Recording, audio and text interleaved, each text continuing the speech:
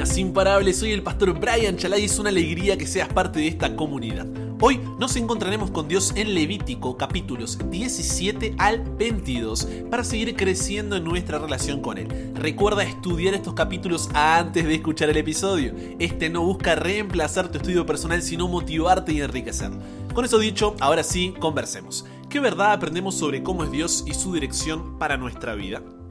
Padre, ayúdanos a poder comprender lo que quieres decirnos hoy en tu palabra. Que tu Espíritu Santo nos dé sabiduría y humildad para poder escuchar tu voz. En el nombre de Jesús oramos. Amén. ¿Notaste que un concepto que se repite una y otra vez en estos capítulos es santificaos pues y sed santos, porque yo Jehová soy vuestro Dios? A través de leyes civiles, Dios busca regular esta nueva nación que está surgiendo, porque recuerda que el pueblo de Israel es una nación. Cuando los israelitas salieron de Egipto, salió con ellos un gran grupo, principalmente compuesto de egipcios, dice Éxodo capítulo 12, versículo 38. Esas personas fueron causa de constantes problemas y siempre encabezaron las rebeliones. Esta multitud de extranjeros, a pesar de haberse sumado al pueblo de Dios, buscaban continuar con sus costumbres religiosas y civiles, pero paganas. Por lo que Dios, a través de los capítulos de Levítico 17 al 22, buscaba mostrarle al pueblo de Israel cómo vivir en santidad, cómo ser diferentes a las otras naciones, cuyas reglamentaciones civiles y religiosas estaban pero lejos de lo que Dios le revela al pueblo por medio de Moisés. Es por eso que se enumeran en detalle la prohibición de diferentes prácticas. Abusos habían comenzado a extenderse entre los israelitas. Todo esto no porque fuera una especie de capricho divino o algo aleatorio, sino que una y otra vez se lo relaciona con la santidad. Una y otra vez se repiten distintas expresiones como la de Levítico capítulo 20 versículo 7.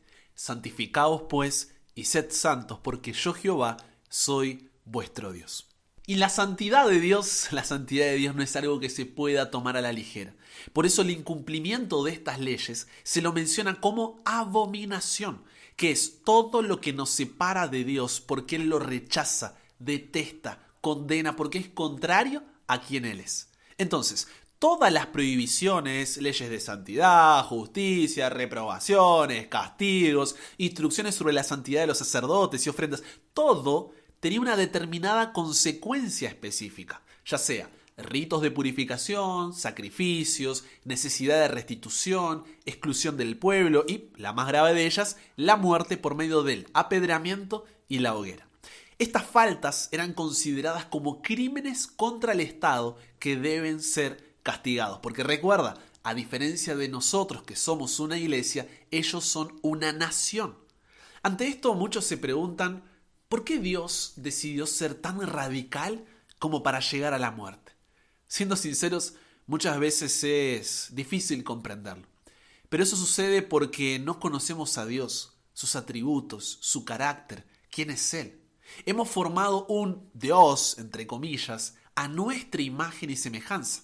Y cuando no encaja con esta, como en el tema que estamos viendo hoy, intentamos ignorar esa parte de Dios y resaltar las que nos parecen mejores. Nos incomoda porque en nuestra cabeza no tiene sentido o finalmente lo rechazamos porque no se ajusta a lo que nosotros pensamos que debería ser. Cuando esto no es más que arrogancia porque al fin y al cabo estamos diciendo yo sería un mejor Dios que tú. Fuerte. Y si mejor entonces vamos a la Biblia, que es la revelación de Dios. Es Dios diciéndote, este soy yo y lo conocemos más a Él.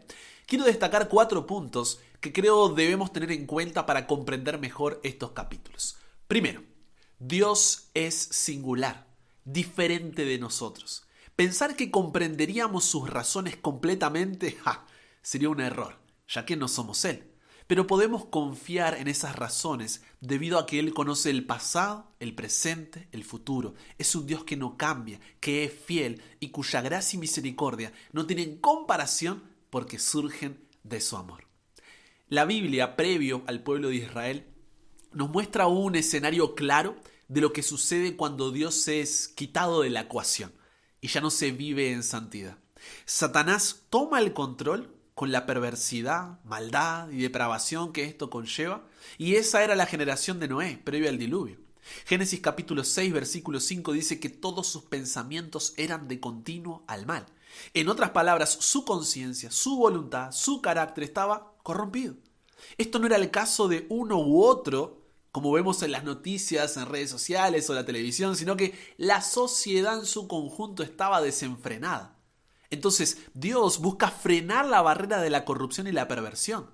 Aquellos actos los llevarían a la ruina y Dios salva a Noé y a su familia, los únicos en toda esa generación que adoraban al Dios verdadero, antes que nos autodestruyamos por completo como humanidad. Entonces, luego del diluvio, Dios elige a Abraham y le dice en Génesis capítulo 12, versículos 2 y 3, «Y haré de ti una nación grande, y te bendeciré, y engrandeceré tu nombre, y serás bendición. Bendeciré a los que te bendijeren, y a los que te maldijeren maldeciré. Y serán benditas en ti todas las familias de la tierra». Es así como el pueblo de Israel sería para las naciones paganas, aquellas que no adoraban al Dios verdadero, lo que Noé había sido para la generación anterior al diluvio.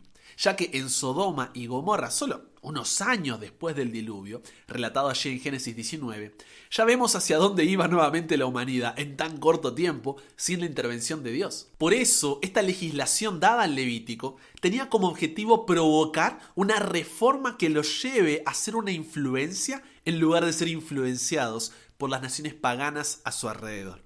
Naciones que hacían culto a los demonios, el matrimonio era tenido en poca estima, las mujeres eran tratadas como ganado, las relaciones sexuales con parientes cercanos, también llamado incesto, era algo común, la homosexualidad, el tener relaciones sexuales con una persona del mismo sexo, la zoofilia, tener relaciones sexuales con animales, los sacrificios de personas, más precisamente de niños, el desprecio de los pobres, el menosprecio de los inmigrantes, la discriminación a los discapacitados, la falta de derecho a los trabajadores, prácticas de adivinación, magia, espiritismo y demás, las mujeres que eran prostituidas por sus padres para obtener ganancia, incluso están en los detalles como la barba, el corte de pelo, las heridas en el cuerpo y los tatuajes, costumbres que eran paganas de adoración a los ídolos, el adulterio, la fornicación, las orgías, en fin. Ese era el escenario que rodeaba al pueblo de Israel en su travesía por el desierto. Dios entonces, en su previo conocimiento, si no era radical con el pueblo, las consecuencias serían radicales para toda la humanidad. Por eso es importante no perder de vista el contexto general. Estamos en un conflicto entre el bien y el mal, y como dice 1 de Timoteo capítulo 2 versículos 3 y 4, Dios está comprometido con que lo conozcamos a Él y seamos salvos, evitando así la autodestrucción a la que nos lleva el pecado. ¿Y por qué llega a este límite? ¿Por qué alcanza esta magnitud? No porque Dios no encontró otra forma de y tiene que ser así, sino por nosotros. El problema somos nosotros, no Dios. Y Dios tiene que buscar la forma de, en lo que nosotros comprendemos y cómo nosotros somos, poder salvarnos, poder mirar hacia Él y de esa forma ser reconciliados con Él y poder seguir adelante. El segundo punto que creo debemos tener en cuenta para comprender mejor estos capítulos de Levítico es la gravedad del pecado, lo que este realmente significa para nosotros. Hemos formado un concepto de pecado muy superficial, muy cómodo. Lo hemos resumido a, personas que no adoran al mismo Dios que yo, o personas que no son moralmente buenas. Como si se tratara solamente de que nosotros somos hinchas de un equipo de fútbol y los otros son de otro y hay que convivir. Pero el pecado no es eso. El pecado es rechazar o ignorar a Dios en el mundo que Él creó, rebelándonos contra Él al vivir sin referencia a Él, sin ser ni hacer lo que requiere su ley, resultando en nuestra muerte y en la desintegración de toda la creación. Primera de Juan capítulo 3 versículo 4 dice: todo el que comete pecado quebranta la ley. De hecho, el pecado es la infracción de la ley. Es muy importante entender entonces que el pecado es rebelión contra la ley de Dios. Es no hacer lo que Él requiere de nosotros, no vivir como Él nos ha llamado a vivir y por lo tanto no ser lo que Él nos ha creado para ser.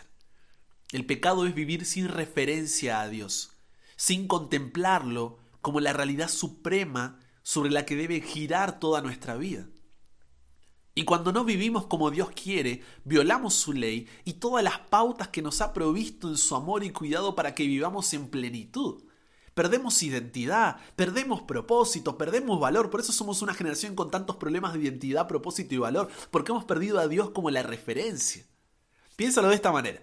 Si fueras a tirarte por un barranco diciendo, no tengo que vivir según la ley de la gravedad, puedo vivir según mis propias reglas.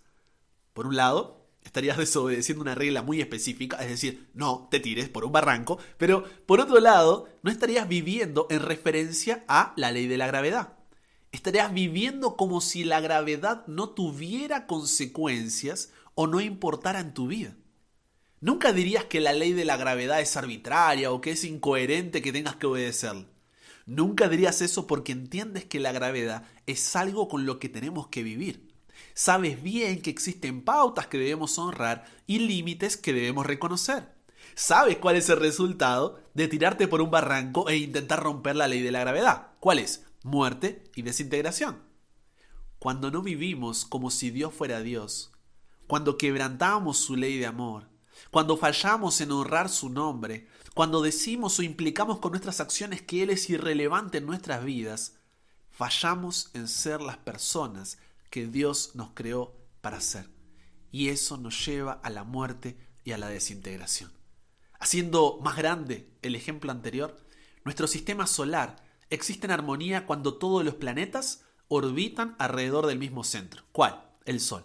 Sin embargo, si los planetas decidieran por sí mismos alrededor de qué orbitar, o si alguno de los planetas decidiera no orbitar, ¿qué sucedería? Muerte y desintegración. Si los planetas dejan de orbitar alrededor del centro correcto, el sistema solar dejaría de existir. Si los planetas dejan de vivir en referencia al Sol, todo se desmoronaría y sería destruido. Vivir sin referencia a Dios entonces no solo conduce a nuestra muerte y desintegración, es la razón por la que todo el cosmos está sujeto a la muerte y a la desintegración. Entonces, cuando Dios le da estas legislaciones al pueblo de Israel, no es un Dios que, hace lo que yo quiero o si no te mato. Al contrario, nosotros estamos con una enfermedad contagiosa terminal y Dios es el doctor que nos quiere someter a un tratamiento de santidad para sanarnos y lo que nos dice es, si no te tratas, solamente pasará lo inevitable. Por eso, si no nos sometemos al tratamiento de santidad de Dios, no morimos porque el doctor sea malo, sino porque ese es el resultado de nuestra enfermedad. Entonces Dios tiene que ser radical, ordenando la muerte, porque de otra forma contagiarías a los demás y todos terminarían muriendo. En esto estaba su única salvación.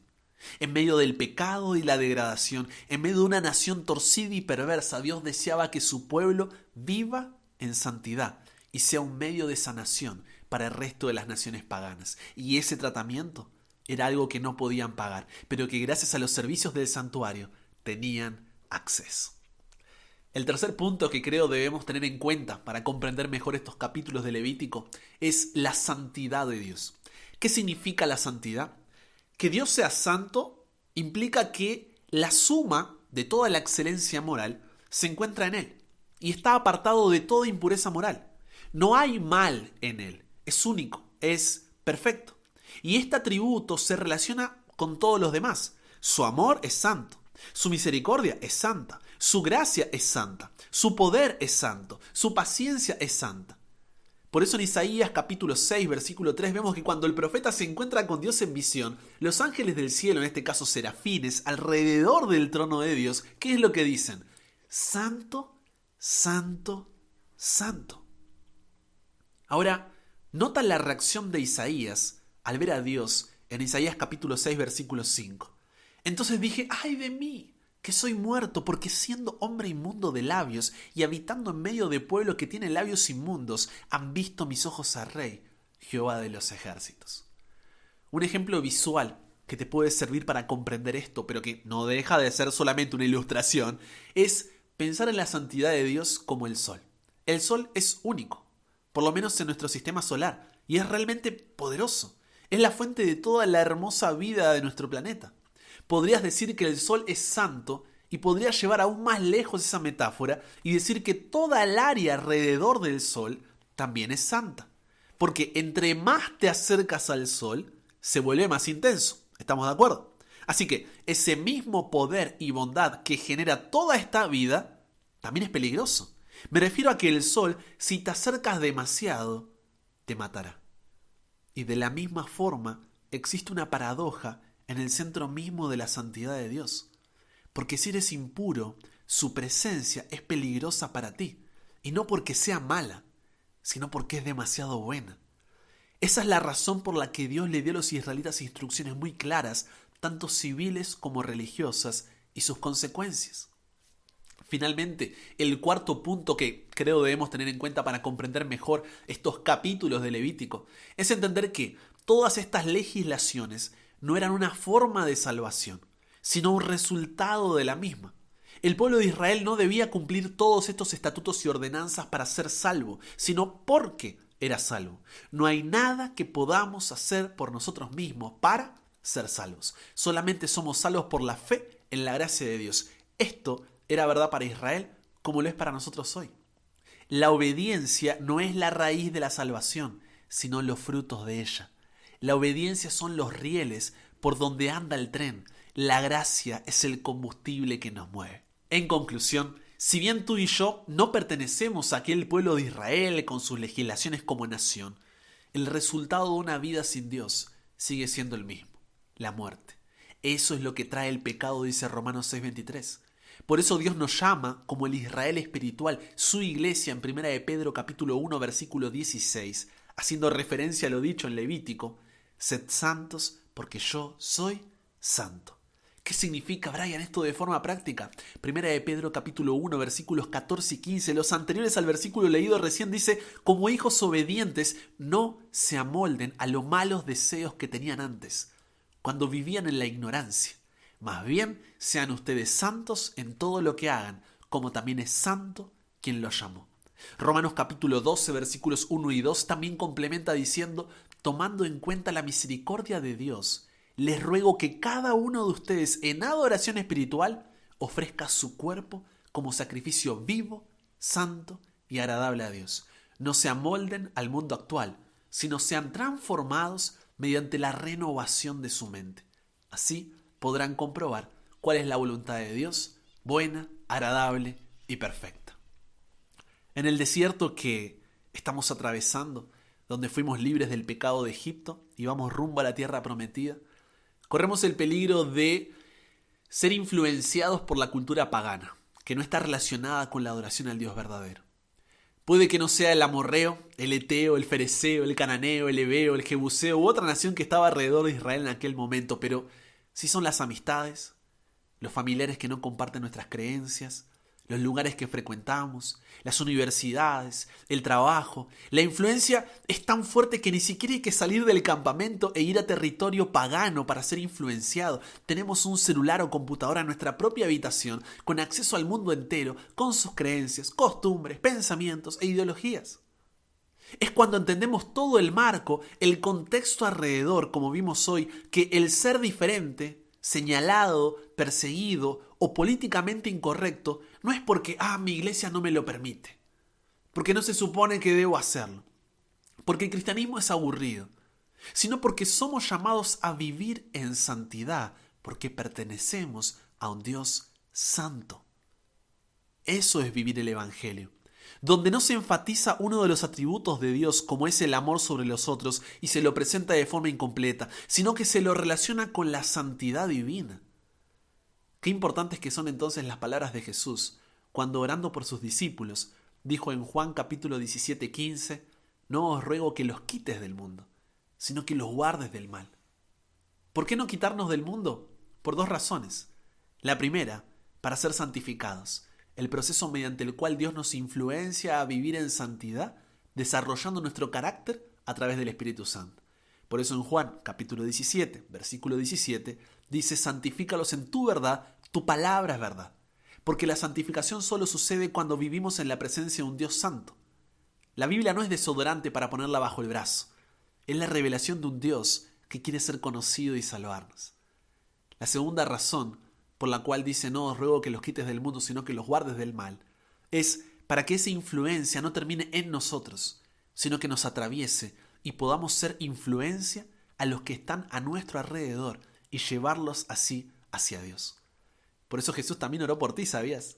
Oró por ti y por mí en esa oración cuando en Juan capítulo 17 versículos 20 y 21 dice: no ruego solo por estos, ruego también por los que han de creer en mí por el mensaje de ellos, para que todos sean uno.